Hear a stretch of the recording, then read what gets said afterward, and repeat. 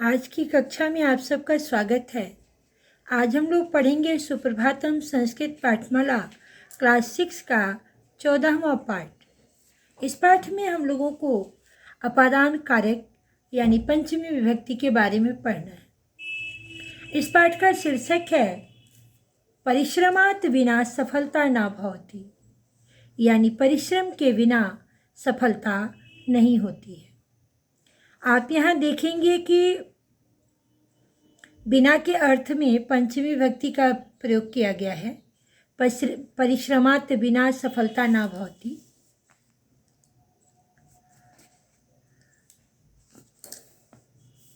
इस पाठ में हम लोगों को अपादान कारक के बारे में पढ़ना है। अपादान कारक अर्थात एक वस्तु से दूसरी वस्तु के अलग होने का बोध हो, उसे अपादान कारक कहते हैं।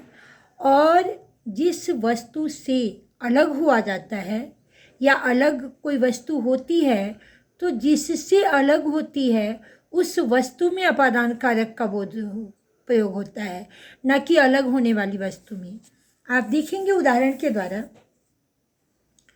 यहाँ आप देख रहे हैं कि लिखा हुआ है कि वृक्षात् फलानि पतन्ति, वृक्ष से फल गिरते हैं। वृक्ष स्थिर है और फल इससे अलग हो रहा है, न कि फल से वृक्ष अलग हो रहा है।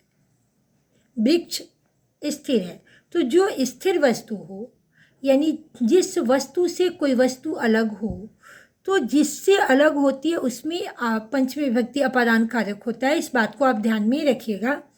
और इसका चिन्ह जो होता है से होता है। से चिन्ह करण कारक का भी होता है, लेकिन उसमें से चिन्ह का प्रयोग किसी काम को करने में सहायता प्रदान करता है। जैसे सह कलमेन लिखति, वह कलम से लिखता है, तो लिखने का काम जो है कलम से हो रहा है। यहाँ पे से जो है काम में सहायता प्रदान कर रहा है, और यहाँ पे जो से का प्रयोग हुआ है इससे अर्थ निकल रहा है एक वस्तु से दूसरी वस्तु का अलग होने का। छात्र इस अर्थ का ध्यान में रखते हुए आप कारक का वर्गीकरण करेंगे। यहाँ पे आपको बताया जा रहा है कि अपादान कारक में से का प्रयोग अलग होने के भाव के लिए होता है, जबकि करण कारक में से चिन्ह का प्रयोग किसी काम को सहायता प्रदान करने के लिए होता है। तो करण कारक का चिन्ह जो होता है से और के द्वारा होता है। जैसे वो कलम के द्वारा लिखता है या कलम से लिखता है। यहाँ पे आप देख रहे हैं कि से का प्रयोग या के द्वारा का प्रयोग किसी काम को करने में सहायता प्रदान कर रहा है, और अपादान कारक में से का प्रयोग जो है अलगाव के अर्थ में प्रयुक्त हो रहा है। उदाहरण के द्वारा हम इसे अच्छे से समझ लेंगे। वृक्षे भी पत्राणि पतन्ति, वृक्षों से पत्ते गिरते हैं। बीजात् अंकुरणः भवति, बीजात् अंकुरः भवति प्रभवति, यानी बीज से अंकुरण होता है। आकाशात् जलम वर्षति, आकाश से जल बरसता है। इस उदाहरण में वृक्षेभ्यः, बीजात् और आकाशात्, ये तीनों जो हैं अपादान कारक यानी पंचमी विभक्ति के शब्द हैं। और इसमें आप देख रहे हैं कि वृक्ष भी यानी वृक्षों से पत्ते अलग हो रहे हैं। बीजात यानी बीज से अंकुरण जो है निकलता है, बीज से अंकुरण होता है और इसके बाद पौधे बनते हैं। और यहाँ पे आप देखेंगे कि आकाशात यानी जल जो है आकाश से अलग हो रहा है। आकाशात जलम वर्षति, आकाश से जल बरसता है।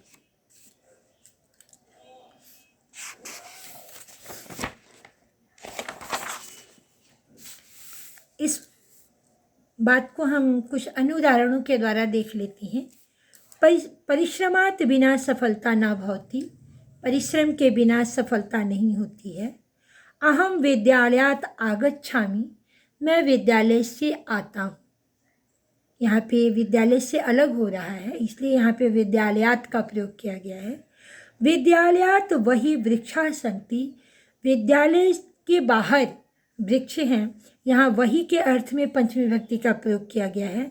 यहाँ पे बिना के अर्थ में पंचमी विभक्ति का प्रयोग किया गया है। उपपद विभक्ति के कारण आपका पंचमी विभक्ति का प्रयोग इस वाक्य में दर्शाया गया है।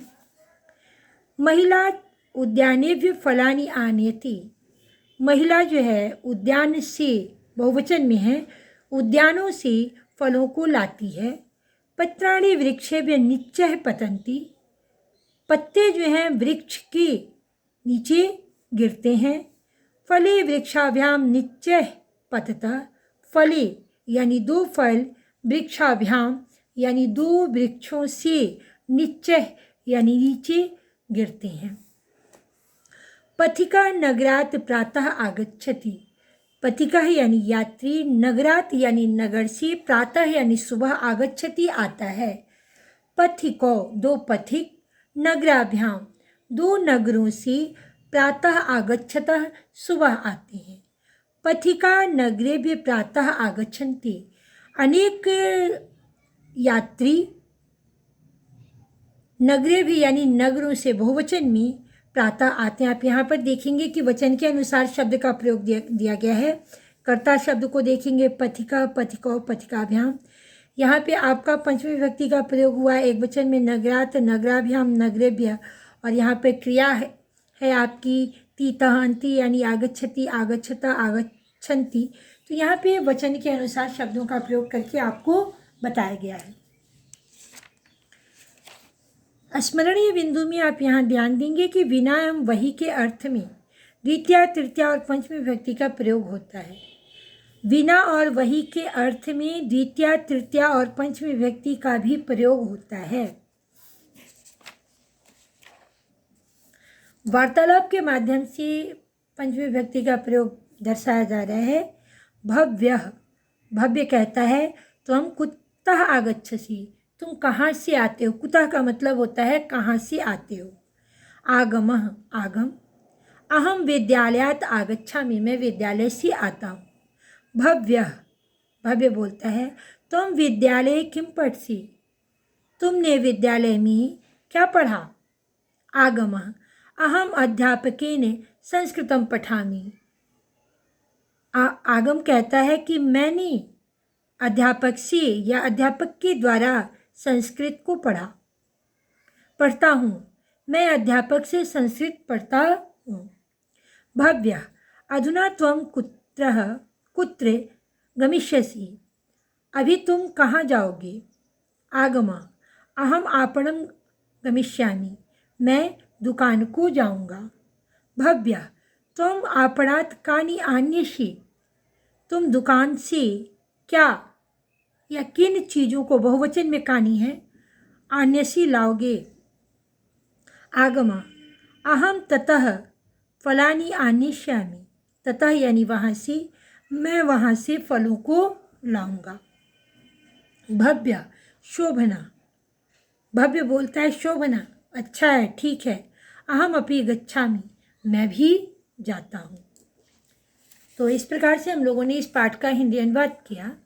छात्रों से मेरा अनुरोध है कि आप इस पाठ के शब्दार्थ को याद कर लेंगे, आपके लिए भाषा जो है आसान हो जाएगी, पाठ आपके समझ में आ जाएगा।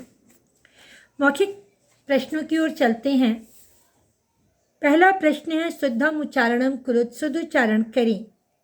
वर्षति, परिश्रमात्, अहम, आगच्छामि, आन्येष्यामि, सकटेन, दास्यामि, अनुजः, अधुना, प्रातः, वहति, पत्राणि, ततः, कुतः, आनयन्ति, उद्यानेभ्यः, विद्यालयात्। संस्कृत पर्याय वदत्, आपको छोटे भाई के लिए संस्कृत पर्याय बताना है। छोटे भाई के लिए अनुज का प्रयोग होता है, अनुज, अनुजः। कहाँ से के लिए कुतः का प्रयोग होता है, कुतः। वहाँ से के लिए ततः का प्रयोग होता है। दुकान से आपणात होता है, आपणात। आपस में परस्पर, परस्परम। गांव से ग्रामात। आपको संस्कृत शब्द का प्रयोग यहाँ पे करना था। छोटा भाई को अनुजः कहते हैं, बड़े भाई को अग्रजः कहते हैं। कहाँ से कुतः, वहाँ से ततः। दुकान से आपणात, आपस में परस्परम, गांव से ग्रामात। क्वेश्चन नंबर, अगले प्रश्न में लिखित प्रश्न है, विकल्पे भी उचितम उत्तरम चित्वा लिखत। आपको विकल्प दिया गया है, उसमें से उचित उत्तर चुन करके लिखना है। सह विद्यालयात गृहम, तो यहाँ पे सह जो है आपका एक वचन है प्रथम पुरुष का, इसलिए प्रथम पुरुष एक वचन की क्रिया प्रयोग होगी यहाँ पे गच्छति। सुरेशा लिखत पत्रम लिखति, सुरेश पत्र को लिखता है। तो पत्र को लिखने में कलमात, कलमात यहाँ पे आप देख रहे हैं कि ये पंचमी विभक्ति का शब्द है। कलमी ये आपका सप्तमी विभक्ति का शब्द है। कलमानी ये प्रथमा और द्वितीय विभक्ति का बहुवचन है, लेकिन पत्र को लिखने में मदद करना है। यहाँ पे तृतीय विभक्ति का शब्द प्रयुक्त होगा कलमेन। सुरेशा कलमेन पत्रम लिखति, सुरेश कलम से पत्र लिखता है। सीता फलानी आन्यति, सीता फलों को लाती है। आप यहाँ देखेंगे वाटिकी शब्द है। ये वाटिका शब्द प्रथमा और द्वितीय विभक्ति के द्विवचन में प्रयुक्त होता है। वाटिकायः पंचमी और षष्ठी विभक्ति में, और वाटिकाम जो है ये आपका द्वितीय विभक्ति का एक वचन है, और यहाँ पर वाटिके है ये भी आपका द्वितीय विभक्ति का है। तो इसलिए फलों को लाया जाता है कहाँ से, तो वाटिका से। तो आपका पंचमी विभक्ति में वाटिकायः का प्रयोग होगा। क्योंकि वाटिका स्त्रीलिंग शब्द है, इसलिए यहाँ पे स्त्रीलिंग शब्द रूप वाटिकायः आपका पंचमी विभक्ति में इसका रूप होगा। मम अनुजः मेरा छोटा भाई, आगच्छति आता है, कहाँ से, विदेशात विदेश से, क्योंकि वो विदेश से आ रहा है, अलग हो रहा है। क्वेश्चन नंबर 2 में वाक्यानि रचत, वाक्य की रचना करनी है। कुतः कहाँ से, त्वं कुतः आगच्छसि, तुम कहाँ से आते हो। प्रश्नवाचक शब्द है, इसलिए प्रश्नवाचक चिन्ह का प्रयोग करना पड़ेगा। नगरम नगर को, तो सह नगरम गच्छति, वह नगर को जाता है। कथम क्यों, सह कथम न वदति, वह क्यों नहीं बोलता है। कथम जो है प्रश्नवाचक शब्द है, इसलिए यहाँ पे प्रश्नवाचक चिन्ह का प्रयोग करना पड़ेगा। शब्दानाम रूपाणि लिखत, ये शब्द दिए गए, इनके रूप लिखना है। भवनम फलम विद्यालय पंचमी विभक्ति में, तो भवनम का होगा भवनात् भवनाभ्याम भवनेभ्यः, फलम का होगा फलात् फलाभ्याम फलेभ्यः, विद्यालय का होगा विद्यालयात् विद्यालयाभ्याम विद्यालयेभ्यः। क्वेश्चन नंबर 4 में वाक्यानि शुद्धानि कुरुत, वाक्यों को शुद्ध करना है। वृक्षम वातावरणम शुद्धम भवति, वृक्ष से वातावरण शुद्ध होता है, या वृक्षों के द्वारा वातावरण शुद्ध होता है। तो के द्वारा या से के अर्थ में तृतीय विभक्ति का प्रयोग होता है। तो यहाँ पे आपको जो डीप कलर में शब्द है, इसका आप विभक्ति रूप बदल देंगे। यहाँ पे हो जाएगा वृक्षेण वातावरणम शुद्धम भवति, वृक्ष से वातावरण शुद्ध होता है। बालक सिंह भीत अस्ति, बालक जो है शेर से डरता है। तो डरने के अर्थ में भीता यानी डरने के अर्थ में पंचमी विभक्ति का प्रयोग होता है। यहाँ पे सिंह शब्द में पंचमी विभक्ति का रूप चलेगा। तो बालक सिंहात भीतः अस्ति, बालक शेर से डरा हुआ है। नदी पर्वतान प्रवहति, यहाँ पे पर्वतान है, जबकि नदी जो है पर्वत से निकलती है। तो यहाँ पे पर्वतात होगा पंचमी विभक्ति का, प्रवहती बहती है। धर्मम बिना सुखम न भवति, आपने पहले पढ़ा है नोट में यहाँ पे कि बिना और वही के अर्थ में द्वितीय तृतीय और पंचमी विभक्ति का प्रयोग होता है। आप यहाँ प्रश्न में देख रहे हैं कि धर्मम बिना सुखम न अस्ति भवति, यह वाक्य अपने आप में सही है, क्योंकि यहाँ धर्मम जो है द्वितीय विभक्ति में है। लेकिन इस पाठ में हम पंचमी विभक्ति के बारे में पढ़ रहे हैं, इसलिए हम इसे पंचमी विभक्ति में कन्वर्ट कर देते हैं। तो धर्मात् बिना सुखम न भवति, अगर आप धर्मम बिना सुखम न भवति को ज्यों का त्यों लिख देते हैं तो भी गलत नहीं होगा। रीजन क्या है कि विना और वही के अर्थ में द्वितीय, तृतीय और पंचमी विभक्ति का प्रयोग होता है। यहाँ धर्मम में द्वितीय विभक्ति है, लेकिन चूंकि इस पाठ में हम लोग पंचमी विभक्ति के बारे में पढ़ रहे हैं, इसलिए पाठ के आधार पर मैंने आपको यहाँ पे परिवर्तित कर दिया। वयम शोभनम कार्यम करोमि, हम लोग सुंदर कार्य करते हैं। तो यहाँ पे करोमि जो शब्द है ये आपका उत्तम पुरुष एक वचन है, जबकि आपका कर्ता जो है उत्तम पुरुष का बहुवचन है। तो कर्ता के अनुसार क्रिया होनी चाहिए। वयम शोभनम कार्यम कुर्मः, यहाँ पे रेफ का प्रयोग है, कुर्मः रेफ का प्रयोग किया गया है। अगला प्रश्न है क्वेश्चन नंबर 5 में अधोलिखितानां प्रश्नानां उत्तराणि एक पदेन संस्कृते लिखत। नीचे लिखे गए प्रश्नों के उत्तर एक पद में संस्कृत में लिखना है। कस्मात् अंकुरः प्रभवति, अंकुरण जो है किससे होता है? तो अंकुरण हमेशा बीज से होता है, बीज से, तो बीजात। वृक्षे वे कानि पतंती, वृक्षों से क्या गिरते हैं? तो पत्राणि चाहे फलानी, आप किसी भी शब्द को लिख सकते हैं। वृक्षात पत्राणि चाहे फलानी, दोनों में से कोई शब्द आप लिख सकते हैं, आपका उत्तर सही होगा, क्योंकि फल भी वृक्ष से गिरते हैं और पत्ते भी वृक्ष से ही गिरते हैं। अगला प्रश्न है पथिकः कुतः, पथिकः कुतः गृहम् आगच्छति, पथिक कहाँ से घर को आता है? तो यात्री है तो कहाँ से आता है? अवश्य कहीं गया होगा।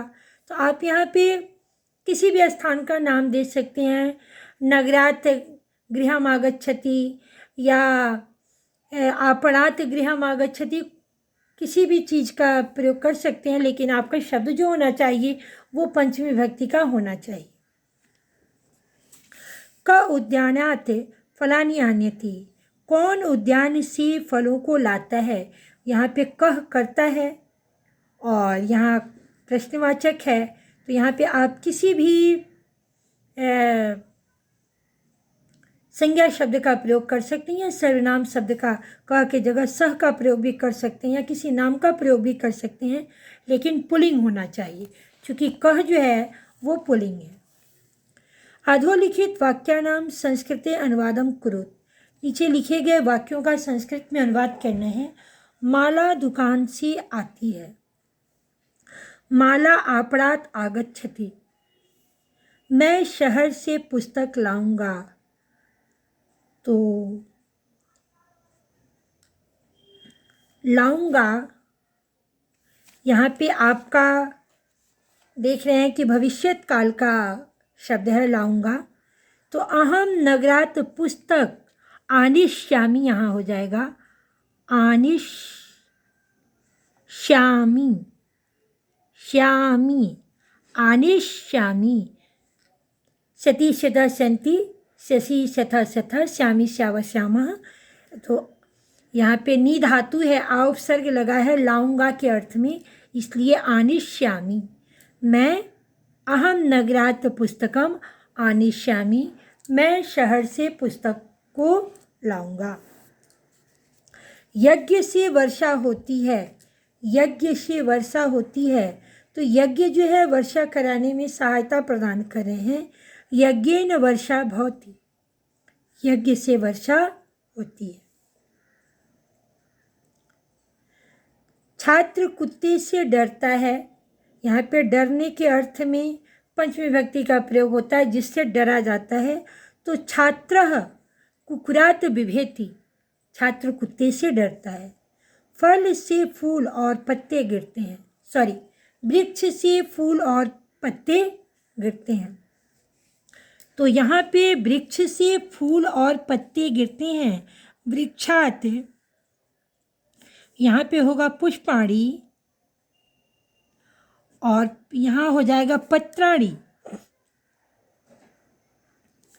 च पतन्ति, वृक्षात पुष्पाणि पत्राणि च पतन्ति।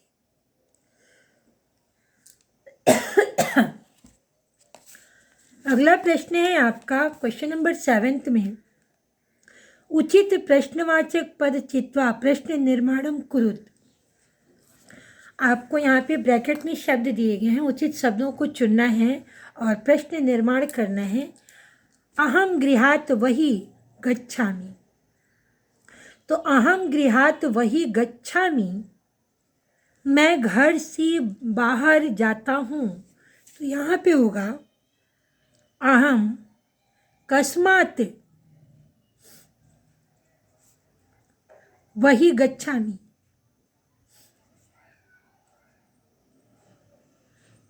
मैं किससे बाहर जाता हूँ। अहम कस्मात वही गच्छा। अगला प्रश्न है, मेघेभ्य वर्षा भवति, बादलों से वर्षा होती है, तो मेघेभ्य के स्थान पे केभ्य का प्रयोग करेंगे और प्रश्नवाचक चिन्ह लगा देंगे, तो केभ्य वर्षा भवति।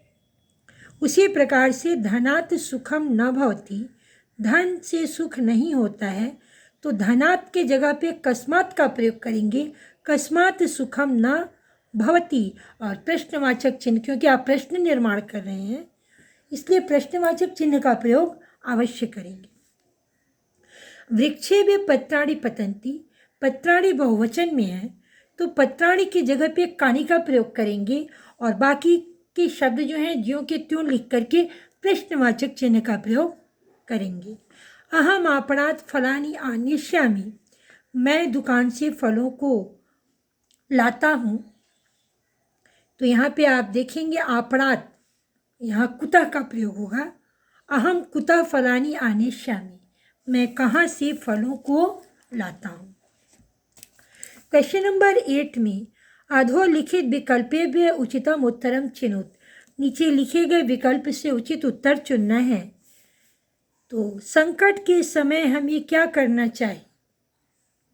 डर जाना चाहिए, धैर्य से मुकाबला करना चाहिए या भाग जाना चाहिए। तो जब संकट का समय हो, मुसीबत सामने हो, तो हमें उसका डट के सामना करना चाहिए। आपका सेकंड वाला ऑप्शन सही हो जाएगा। किसके बिना सफलता नहीं मिलती है? परिश्रम, परिश्रम के बिना सफलता नहीं मिलती है। अगला प्रश्न है कि रचनात्मक अभ्यास में आपको यहाँ जो ब्रैकेट में दिए गए हैं उससे आपको एक वचन, द्विवचन और बहुवचन का शब्द बनाना है पंचमी विभक्ति में। इन शब्दों को मिला करके आप बनाएंगे। तो मैंने यहाँ बना दिया है वृक्षात्, क्षेत्रात्, तस्मात्, नेत्रात् और परिश्रमात्। नेत्राभ्याम, पितृभ्याम, ताभ्याम और पत्राभ्याम, वृक्षेभ्य, केभ्य और एभ्य। इस प्रकार से आप लोग शब्दों को बना लेंगे। परियोजना कार्य में तृतीया और पंचमी विभक्ति के अंतर को स्पष्ट करते हुए 10 उदाहरण चार्ट पेपर पर लिखना है। तृतीया का प्रयोग होता है किसी काम को सहायता प्रदान करने के अर्थ में और पंचमी विभक्ति का प्रयोग होता है जुदाई के अर्थ में। इस अर्थ को स्पष्ट करते हुए आपको एक चार्ट पेपर पर चित्र के द्वारा दर्शाना है। परिश्रमात् बिना सफलता न भवति, परिश्रम के बिना सफलता नहीं होती है, बिना मेहनत के आपको सफलता नहीं मिलती है। इस पर आपको 4 लाइन का अनुच्छेद लिखना है। तो यह आपका परियोजना कार्य है, छात्र इसे स्वयं करेंगे। मुझे उम्मीद है कि आपको ये पाठ समझ में आ गया होगा। अगर आपको ये वीडियो पसंद आए तो आप वीडियो को लाइक कीजिएगा, चैनल को सब्सक्राइब कीजिएगा, बेल आइकन प्रेस करिएगा ताकि जब मैं अगला वीडियो अपलोड करूं तो उसका नोटिफिकेशन आपको सबसे पहले मिले। और आपको ये वीडियो कैसा लगा कमेंट द्वारा आप हमें ज़रूर बताइएगा। धन्यवाद।